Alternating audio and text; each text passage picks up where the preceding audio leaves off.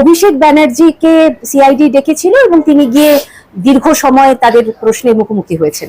এই ইস্যুতে তিনি শেষ পর্যন্ত গ্রেপ্তার হবেন? মানে যা অভিযোগ এবং আইন যা আছে এই ইস্যুতে গ্রেপ্তার করা যায় না।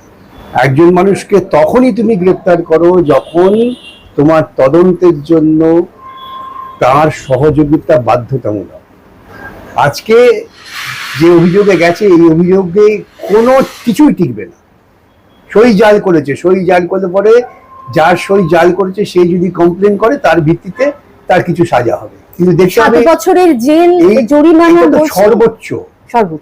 কিন্তু দেখতে হবে তো আমি এই সই জারি করে আপনার পুরো সম্পত্তিটা নিয়ে নিলাম, সেটা সর্বোচ্চ সাজার প্রশ্ন আছে।